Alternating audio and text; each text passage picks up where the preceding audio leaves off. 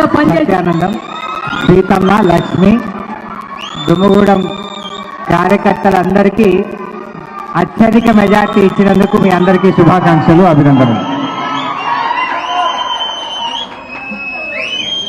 Thanks to Dummagudem, thanks to Bhadrachalam. Okay, గౌరవనీయులు చెర్ల, thanks to చెర్ల. మొత్తం భద్రాచల కార్యకర్తలందరికీ ధన్యవాదాలు.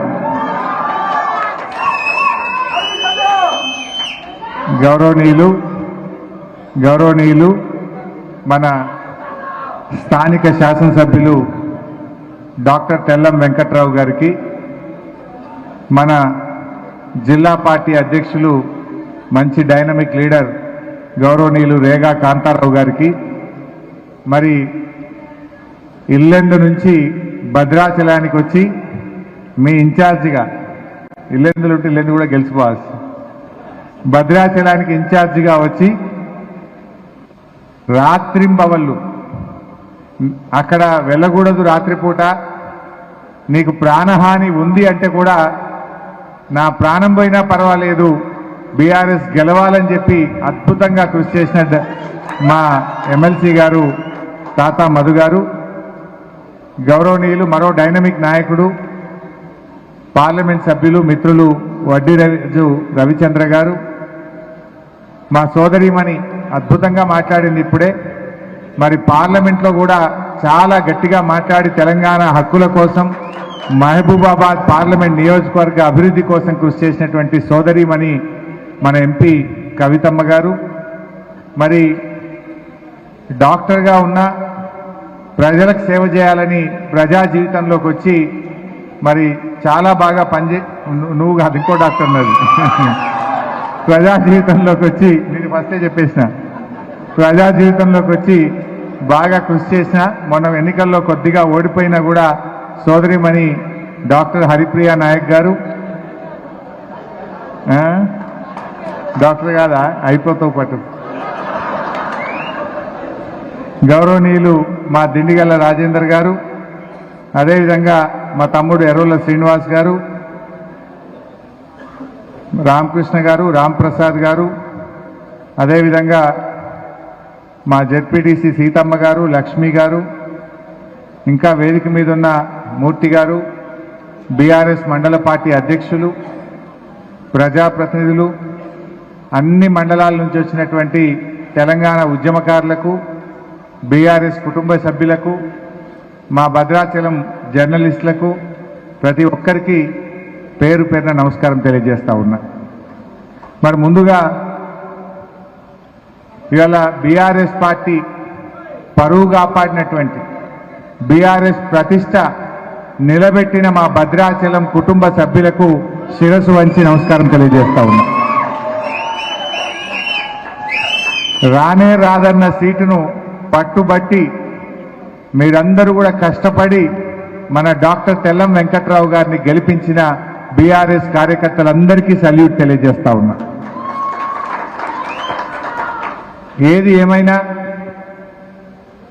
ఇందాక మిత్రులు అన్నట్టు ఉగాది పచ్చడిలాగా మన పరిస్థితి తయారైపోయింది. అంటే తీపి చేదు రెండు ఉన్నాయి. మరి ఉగాది పచ్చడిలో బెల్లం లాంటి తీపి ఉంటుంది, వేప పువ్వు లాంటి చేదు కూడా ఉంటుంది, రెండిటి కలయిక. కానీ ఉగాది ఎంత శ్రేష్టమైనదో మన బీఆర్ఎస్ పార్టీ కూడా భవిష్యత్తులో అంత గొప్పగా ఉంటుంది. తప్పకుండా భవిష్యత్తు మనదే ఉంటుంది. ఇది ఒక స్పీడ్ బ్రేకర్ లాంటిదే. ప్రజలు ఇప్పుడిప్పుడు ఆలోచన చేస్తున్నారు. ఒక స్పీడ్ బ్రేకర్ వచ్చినప్పుడు బండి కొద్దిగా స్లో అవుతుంది. స్పీడ్ బ్రేకర్ దాటంగానే మళ్ళీ పికప్ తీసుకుంటుందా లేదా? తప్పకుండా బీఆర్ఎస్ పార్టీ పికప్ తీసుకుంటుంది, భవిష్యత్తు మనదే ఉంటుందని చెప్పి కూడా నేను మనవి చేస్తా ఉన్నా. మీరెవరు అధైర్యపడాల్సిన అవసరం లేదు, మేమున్నాం మీకు. తప్పకుండా బీఆర్ఎస్ పార్టీ కార్యకర్తల్ని అందరినీ కూడా కాపాడుకుంటాం. నేను గతంలో పోలవరం ప్రాజెక్టుకు వ్యతిరేకంగా ఆ రోజుల్లో భద్రాచలంలో కేసీఆర్ గారు పెద్ద సభను పెడితే నేను ఇక్కడ దాదాపు 35 రోజులు ఇక్కడనే ఉన్నా. నేను 35 రోజులు హైదరాబాద్ కూడా పోకుండా ఇక్కడనే ఉండి ఆ రోజుల్లో షిబ్బు సోరెన్ గారు కేంద్ర మంత్రిగా ఉన్నటువంటి షిబ్బు సోరెన్ గారు ఇక్కడికి వస్తారంటే 2006 సంవత్సరం అనుకుంటా 2006-7 ప్రాంతంలో 30 రోజులు ఇక్కడనే ఉండి మీ అందరితో పాటు కలిసి పనిచేసి ఆ రోజుల్లోనే గొప్ప సభను మనం విజయవంతం చేశాం. 30 రోజులు ఉన్నా నేను ఇక్కడ. సో అట్లా ఆ రోజుల్లో నిజంగా కేసీఆర్ గారు అంత గట్టిగా పోరాడి ఉండకపోతే తెలంగాణ వచ్చేదా? మీరు ఆలోచించండి. ఇలా ఒక పార్టీ అన్నప్పుడు ఒడిదొడుకులు ఉంటాయి. మన బీఆర్ఎస్ ప్రస్థానంలో కూడా పూల బాటలు ఉన్నాయి, ముళ్ళ బాటలు ఉన్నాయి, విజయాలు ఉన్నాయి, అపజయాలు ఉన్నాయి. కానీ ఎప్పుడు కూడా వెనుకడుగు వేలే కేసీఆర్ గారు. 2009 ఎన్నికల్లో మనం 10 ఎమ్మెల్యేలు గెలిచాం. అయ్యో తక్కువ గెలిచాము అని అధైర్యపడి ఉంటే ఇవాళ తెలంగాణ రాష్ట్రం వచ్చి ఉండేదా? తెలంగాణనే రాకపోతే అసలు రేవంత్ రెడ్డి పిసిసి ప్రెసిడెంట్ గాడు, ఆయన ముఖ్యమంత్రి గాడు. ఇలా కేసీఆర్ పెట్టిన భిక్ష అది. ఇవాళ ఈ రాష్ట్రం సాధించిండు అంటే అది కేసీఆర్ వల్ల వచ్చింది.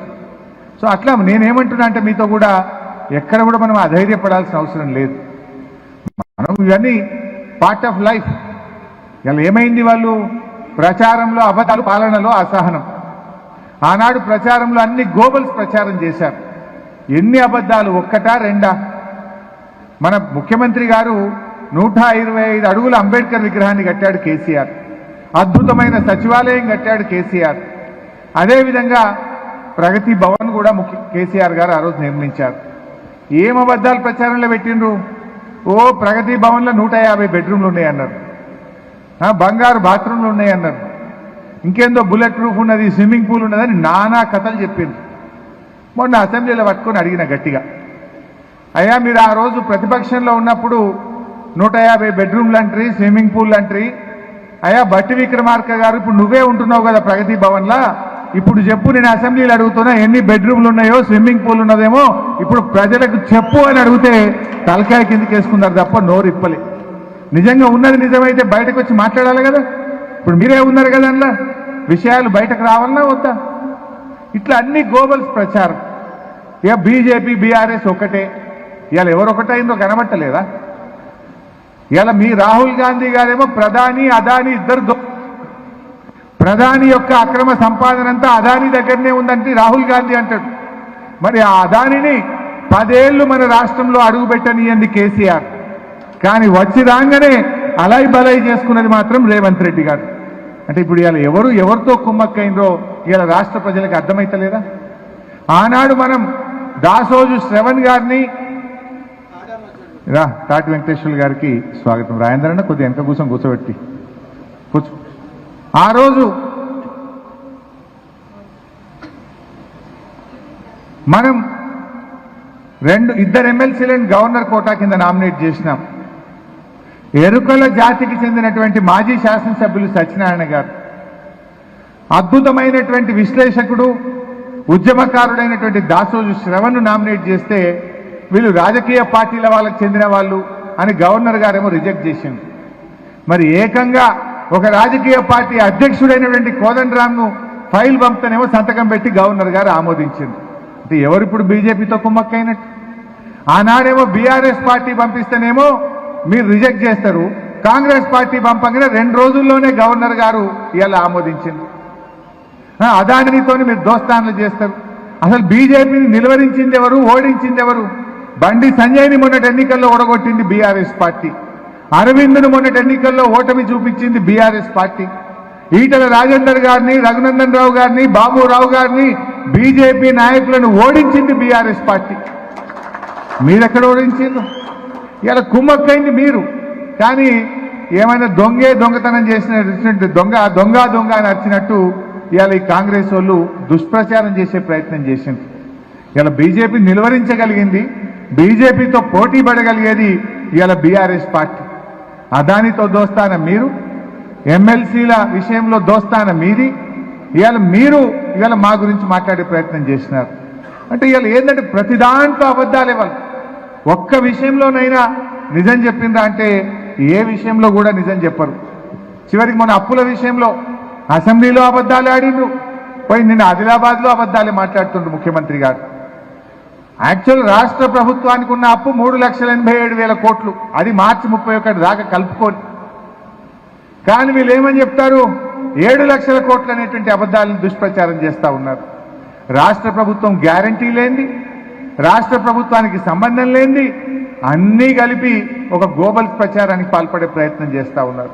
మీరు వచ్చి 2 నెలలు కాలే, 2 నెలల్లో 14,000 కోట్లు అప్పు చేసింది. మరి దీనికి మీరు ఇచ్చే సమాధానం ఏంది అని నేను అడుగుతా ఉన్నా.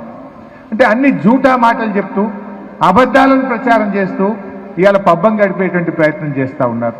నేను ఆదిలాబాద్లో ఏం చేసిండ్రు అని మాట్లాడుతున్నాను. ఏం చేసిండ్రో ఒకసారి గ్రామాల్లో పోయి చూడు. ఆదిలాబాద్ జిల్లాలో 4 ప్రభుత్వ మెడికల్ కాలేజీలు ఏర్పాటు చేసిన ఘనత బీఆర్ఎస్ పార్టీ. ఆదిలాబాద్లో ఇంటింటికి త్రాగునీరు ఇచ్చి వర్షాకాలం వస్తే డయేరియా, మలేరియా, విష జ్వరాల బారి నుంచి కాపాడింది బీఆర్ఎస్ ప్రభుత్వం. తండాలను, గూడాలను ఆనాడు కాంగ్రెస్ పార్టీ మాట తప్పితే మేము గ్రామ పంచాయతీలుగా ఏర్పాటు చేసి మాట నిలబెట్టుకున్నది బీఆర్ఎస్ పార్టీ.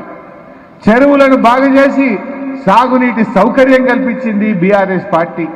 మంచిర్యాల జిల్లా కావాలనే దశాబ్దాల కలను నిజం చేసింది బీఆర్ఎస్ పార్టీ. నీ కళ్ళకు పసకలు వస్తే నీకు కనబడేమో, కానీ ఆదిలాబాద్ ప్రజలకు తెలుసు మేమేం చేసినాము. అంటే ఈ రకంగా ఒక జూటా ప్రచారం. అంటే అసలు ఒక ముఖ్యమంత్రి ఆ రకమైన భాష మాట్లాడొచ్చా? ఎంత సంస్కారహీనంగా, అసభ్యంగా, అనాగరికంగా ఇవాళ ముఖ్యమంత్రి గారు మాట్లాడుతుంటో మనం చూస్తా ఉన్నాం.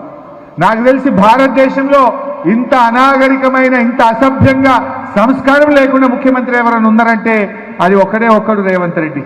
ఈ రాష్ట్రం యొక్క పరువు తీసే విధంగా మాట్లాడుతున్నాడు. రాహుల్ గాంధీ గారు ఏదో పాదయాత్ర చేసుకుంటే నీతి మాటలు మాట్లాడుతున్నాడు. అయ్యా రాహుల్ గాంధీ గారు, నీతి మాటలు మాట్లాడు తర్వాత ముందు నీ ముఖ్యమంత్రి రేవంత్ రెడ్డికి ఆయనకు బుద్ధి చెప్పు, ఆయనకు నీతి వాక్యాలు నేర్పించే ప్రయత్నం చేయను. ఇలా కాంగ్రెస్ పార్టీ పరువు తీయడమే కాదు, ఈ రాష్ట్ర పరువు తీసే దిశగా ఆయన ఈరోజు మాట్లాడుతున్నటువంటి మాటలు ఉన్నాయి. ఒక ముఖ్యమంత్రి మాట్లాడాల్సిన మాటలా? ఏం మార్పు? మా వాజేడు బండల పార్టీ అధ్యక్షుడు చెప్పిండు, రామకృష్ణారెడ్డి కదా, రామకృష్ణారెడ్డి చెప్పిండు మార్పు తెస్తాం. ఏం మార్పు తెచ్చిండు ఆయన? మీ మార్పు ఏంది అంటే అభాగ్యులు, అన్నార్థులు, పేదలు, నిరుపేదలు, రెక్కాడితే డొక్కాడని వాళ్ళు నెల 2,000 పెన్షన్ వస్తే బతికేటువంటి గా పెన్షన్దారులకు డబ్బులు కూడా ఇవ్వలేనటువంటి ప్రభుత్వం నీ ప్రభుత్వం. మార్పు అంటే ఇదేనా? మీరు అన్నారు ఏమని చెప్పిండ్రు? 2,000 కాదు, మేము గెలిస్తే డిసెంబర్లోనే 4,000 పెన్షన్ ఇస్తామన్నారు. డిసెంబర్ పోయి జనవరి వచ్చే, జనవరి పోయి ఫిబ్రవరి వచ్చే, నీ 4,000 పెన్షన్ రాకపోయే. 4,000 రాకపోయే, ఉన్న 2,000 ఆయన తీయకపోతుంది. మరి ఏం కావాలి? ఇదేనా మార్పు అంటే? ఉన్న 2,000 ఆపుడేనా మార్పు అంటే? ఈ జిల్లాలోనే ఉప ముఖ్యమంత్రి గారు, ఆర్థిక శాఖ మంత్రి బట్టి విక్రమార్క గారు ఉన్నారు. అయ్యా బట్టి గారు, మీరే ఆర్థిక మంత్రి. ఎయిడ్స్ పేషెంట్లు కానీ, వికలాంగులు కానీ, వృద్ధులు కానీ, వితంతువులు కానీ, నిరుపేదలు గా 2,000 వస్తే ఇంత మందులో, గోళీలో, సూదో కొనుక్కుంటారు, బుక్కడి అన్నం తినేటోళ్ళు వాళ్ళు. వాళ్లకు 2,000 పెన్షన్ ఇవ్వకపోవడమే మీ ప్రాధాన్యతనా? మీ ప్రభుత్వ ప్రాధాన్యత ఏంది? ఈ రాష్ట్రంలో 44 లక్షల మంది పెన్షన్దారులకు జనవరి నెలలో మీరు ఇప్పటికీ పెన్షన్ రాని పరిస్థితి. కొన్ని జిల్లాల్లో ఇచ్చారు, కొన్ని జిల్లాల్లో ఇవ్వలేదు. ఉదయాన్నే నాకు కొత్తగూడెంలో మా రేగా కాంతారావు గారితో, మా స్థానిక నాయకులతో మాట్లాడితే అన్నా జనవరి పెన్షన్ ఇంకా బల్లేదంటున్నారు. ఇదేనా మీరు? అంటే పెన్షన్ డబ్బులు కూడా ఇవ్వకపోవడమే మార్పా అని నేను అడుగుతా ఉన్నా. మా రామకృష్ణారెడ్డి గారు అన్నారు, ఆనాడు కేసీఆర్ పాలనలో మోటారు కట్టుకొత్తుతే మళ్ళా బాయి దిక్కు మర్ర చూడాల్సిన అవసరం లేదు, ఇవాళ మనిషిని పెడితే తప్ప నీళ్లు వారని పరిస్థితి. గంటకు కరెంటు ట్రిప్ అవుతుంది, రోజుకు 6 సార్లు కరెంటు పోతుంది, 12-14 గంటల కరెంటు రాని పరిస్థితి ఉందని ఇప్పుడే స్వయంగా ఒక రైతుగా ఉన్నటువంటి రామకృష్ణారెడ్డి మన ముందే మాట్లాడింది. అంటే తిరోగమనం 24 గంటల కరెంటు నుంచి 12-14 గంటలు ఇవ్వడం, రోజుకు 6 సార్లు ట్రిప్ అయ్యేటట్టు చేయడమే ఇది మార్పా అని నేను అడుగుతా ఉన్నా. ఈరోజు ఉదయంలో నాకు పాపం రోడ్డు మీద పోతుంటే ఆటో కార్మికులు కలిశారు. చెయ్యి అడ్డం పెట్టి నేను కారు దిగి వాళ్ళని కలిశాను. అన్నా మమ్మల్ని కాపాడండి, 12 మంది ఆటో డ్రైవర్లు ఇప్పటికే ఆత్మహత్య చేసుకున్నారు, మేము ఈఎంఐలు కట్టలేకపోతున్నాం, దయచేసి మా గురించి అసెంబ్లీలో మాట్లాడండి, ఈ ప్రభుత్వాన్ని నిలదీయండి అని చెప్పి ఇవాళ ఆటో డ్రైవర్లు నన్ను భద్రాచలంలో కలిసి విన్నవించుకుంటా ఉన్నారు. అంటే ఏంది ఇవాళ మార్పు అంటే?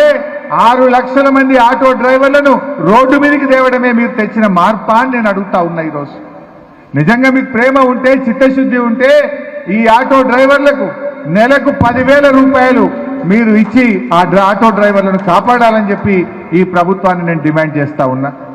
మార్పు అన్నారు. మార్పు ఏంది? రైతు బంధు ఫిబ్రవరి నెల వచ్చినా రైతు బంధు పడకపోవడం మార్పా? ఎప్పుడన్నా కేసీఆర్ ఉండగా ఫిబ్రవరి దాకా రైతు బంధు పడకుండా ఉన్నాదే? ఇలా ఆనాడు కేసీఆర్ గారు పోడు భూములు ఇచ్చిండు, పోడు భూములకు పట్టాలు ఇచ్చిండు, ఉచిత కరెంట్ ఇచ్చిండు, రైతు బంధు డబ్బులు కూడా టైం మీద ఇచ్చింది ఆనాడు మన కేసీఆర్ గారు. ఇలా మీరు ఇప్పటికీ 2.5-3 ఎకరాల లోపే రైతు బంధు పడ్డది. ఇలా రైతులు ఎదురు చూస్తా ఉన్నారు. నాట్లు అయిపోయినాయి, కలుపులు తీస్తా ఉన్నారు.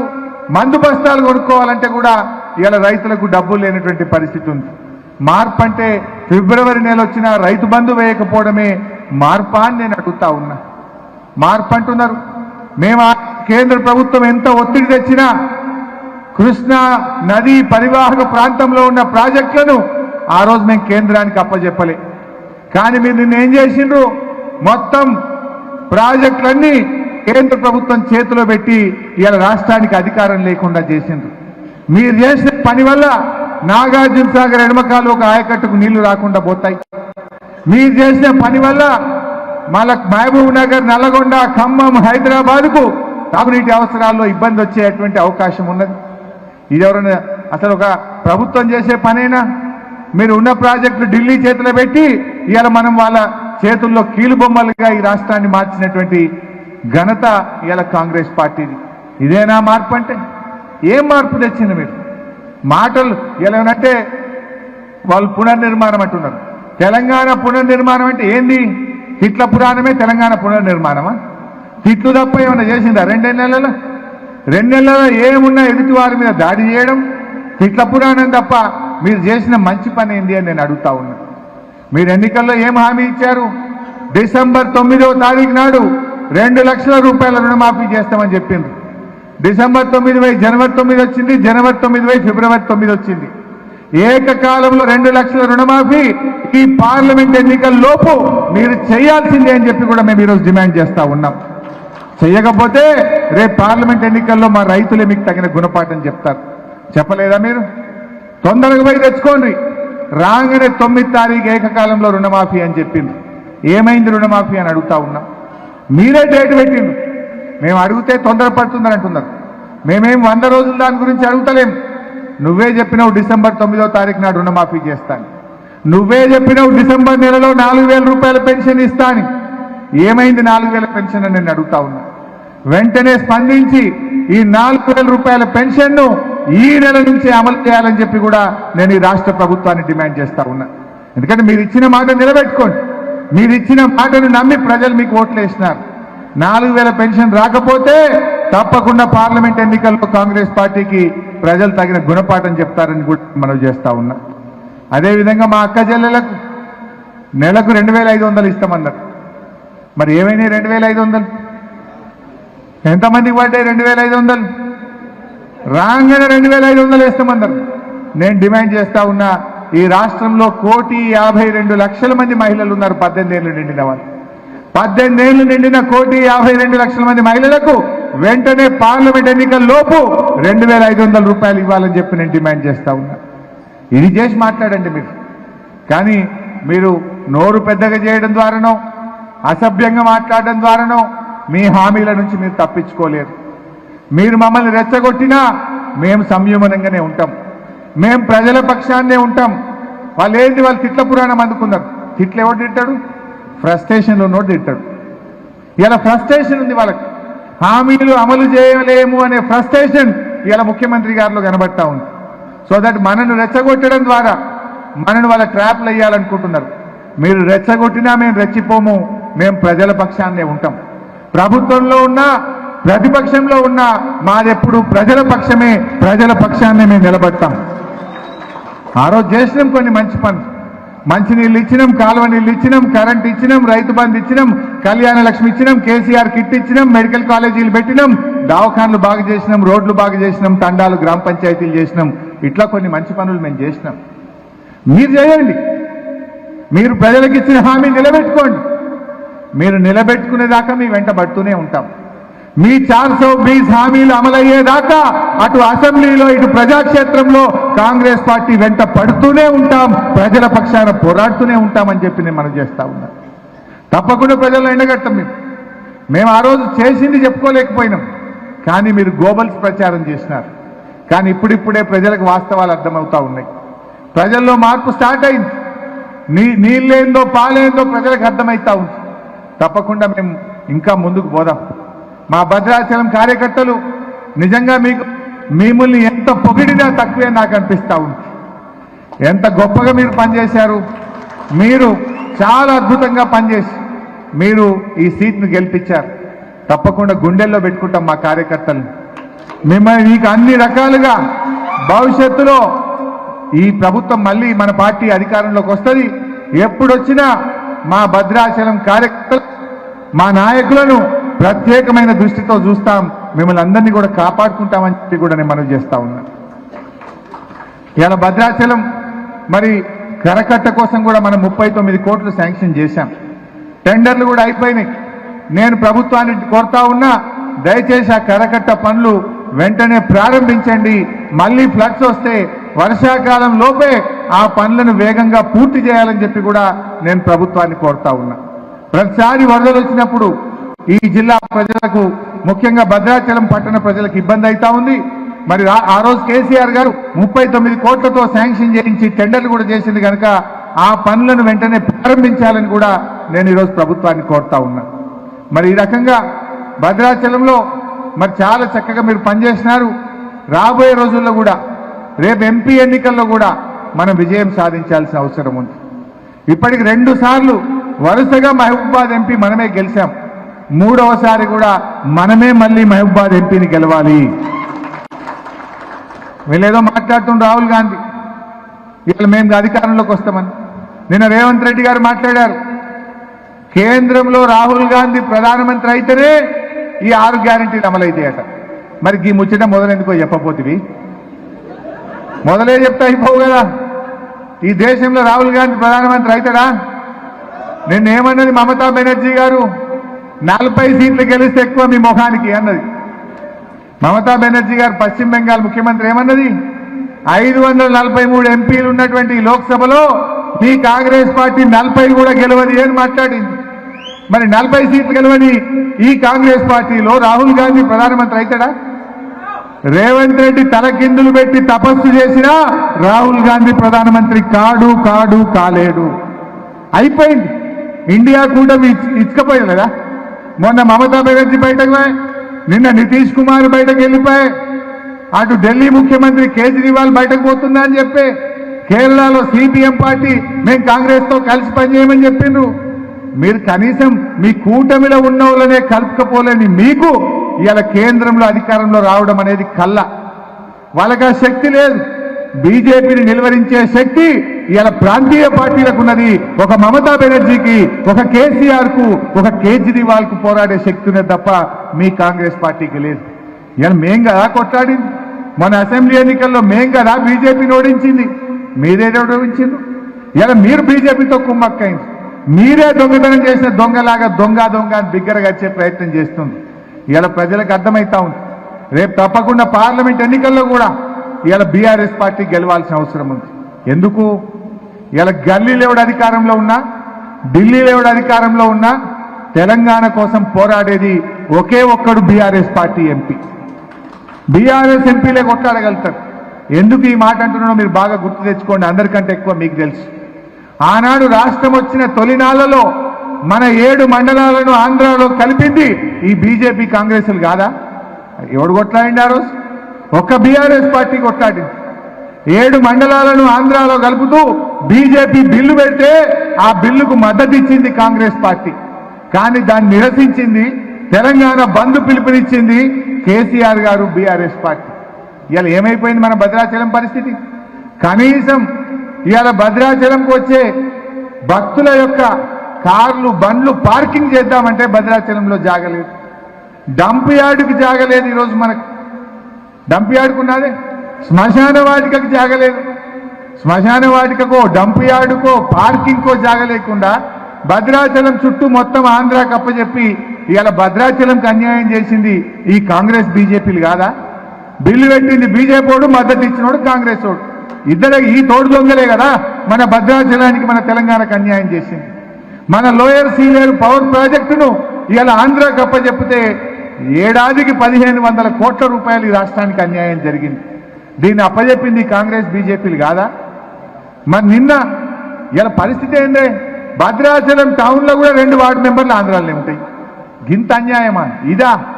ఎంత పద్ధతి లేకుండా ఈ పట్టణంలోని 2 వార్డులు కూడా ఆంధ్రలో కలిపి ఆగమాగం విభజన చేసి ఇలా తెలంగాణకు అన్యాయం చేసింది కాంగ్రెస్ బీజేపీలు కాదా? అరే నిన్న కూడా ఏం చేసిండ్రు? తెలంగాణ ప్రాజెక్టును ఆయన ఢిల్లీకి అప్పచెప్పిండ్రు. మళ్ళా కాంగ్రెస్ బీజేపీలే. ఇస్తవా ఇయ్యవాని బెదిరించినోడు బీజేపీడు, అప్పచెప్పినోడు కాంగ్రెస్ వాడు. ఇద్దరు కలిసిండు మన ప్రాజెక్టులు ఢిల్లీ చేతిలో పెట్టి తెలంగాణ ఓట్లో మట్టి కొట్టే ప్రయత్నం చేసింది. ఈ పార్టీలైనా మాట్లాడారు? మళ్ళా నిన్న ఎవరు మాట్లాడారు? మన నామా నాగేశ్వరరావు గారు, మన కేశవరావు గారు నిన్న ఢిల్లీలో పోయి కేంద్ర జలవనరుల శాఖ మంత్రిని పట్టుకొని ఎట్లా తీసుకుంటావు మా ప్రాజెక్టులు, మా తెలంగాణకు ఎట్లా అన్యాయం చేస్తామని ఢిల్లీలో కొట్లాడింది కూడా మళ్ళీ మన ఎంపీలే కొట్లాడుతూ ఉన్నారు. ఈ కాంగ్రెస్ వాళ్ళు కొట్లాడతారా? వీళ్ళకి రాజకీయ ప్రయోజనాలు కావాలి, అధికారం కావాలి. తెలంగాణ ప్రజలు పట్టరు, రాష్ట్ర ప్రయోజనాలు వీళ్ళకి పట్టవు. అందువల్లనే రేపు తెలంగాణ హక్కులు కాపాడాలన్నా ఈ కాంగ్రెస్ పార్టీ మెడలు వంచి ఈ 420 హామీలు కావాలన్నా, ఢిల్లీలో పోరాటం చేయాలన్నా ఈ రాష్ట్రంలో బీఆర్ఎస్ పార్టీ గెలవాల్సిన అవసరం ఉంది. లేకపోతే మొన్నట్లెక్కనే 7 మండలాలు పోతే ఈ లోయర్ సీలేరు పోయింది. ఈ ఇద్దరు కలిసి ఇప్పుడు మన తెలంగాణ ప్రాజెక్టులను కూడా ఢిల్లీకి అప్పచెప్పారు. ఈ మోసం జరగద్దంటే, గట్టిగా పోరాటం చేయాలంటే ప్రశ్నించే గొంతు ఉండాలి. ఆ ప్రశ్నించే గొంతే బీఆర్ఎస్ పార్టీ. అందువల్ల మనం ప్రజలకు చెప్పండి, కాంగ్రెస్ మోసాలను వివరించండి. ఈ 420 హామీల అమలులో కాంగ్రెస్ వైఫల్యాన్ని గొంతెత్తి ప్రశ్నించండి. మరి గట్టిగా మనం నిలబడి ఇంకా మన పార్టీని బలోపేతం చేయాలి. మహబూబాబాద్ ఎంపీని ఎట్టి పరిస్థితుల్లో మనం గెలిపించుకునే విధంగా కార్యకర్తలు కృషి చేయాలని చెప్పి నేను కోరుతా ఉన్నా. చివరగా ఒక్క మాట, మీకు కూడా రేపు లోకల్ బాడీ ఎలక్షన్లు వస్తాయి. రేపు సర్పంచ్లుగా, ఎంపీపీలుగా, జెడ్పీటీసీలుగా మీరు నిలబడ్డప్పుడు కూడా మేము వస్తాం. కార్యకర్తలకు అన్ని రకాలుగా సహాయ సహకారాలు అందించి మిమ్మల్ని గెలిపించుకుంటామని చెప్పి కూడా మనవి చేస్తా ఉన్నాం. ధైర్యంగా ఉండండి. ఒక 6 నెలలు ఏడాది తర్వాత ఇందాక రేఖాకాంతరావు అన్నట్టు వాళ్ళు ముంగట 5-6 బండ్లు పెట్టుకుంటే తప్ప ఊళ్ళలోకి వచ్చే పరిస్థితి ఉండదు. ముంగట 5 పోలీస్ బండ్లు పెట్టుకుంటే తప్ప వాళ్ళు ఊళ్ళలోకి వచ్చే పరిస్థితి ఉండదు. ప్రజలు ఊరుకుంటారా? 2500 ఇవ్వకపోతే అక్క చెల్లి ఊరుకుంటారా? 4000 పెన్షన్ రాకపోతే అవ్వాతాతలు ఊరుకుంటారా?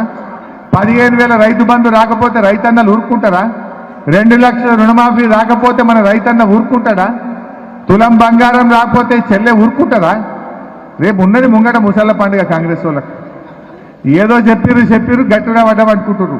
ముంగట ఉన్నది ముసళ్ళ పండుగ. తప్పకుండా మనం కూడా ప్రజల పక్షాన ఉందాం, ప్రజలతో నిలబడదాం. ప్రజలకు రావాల్సిన ప్రతి నయా పైసా ఇచ్చేదాకా కూడా ఈ కాంగ్రెస్ పార్టీని, ఈ ప్రభుత్వం వెంటబడి ప్రజల కోసం మనం పోరాటం చేద్దామని చెప్పి మనవి చేస్తూ జై తెలంగాణ.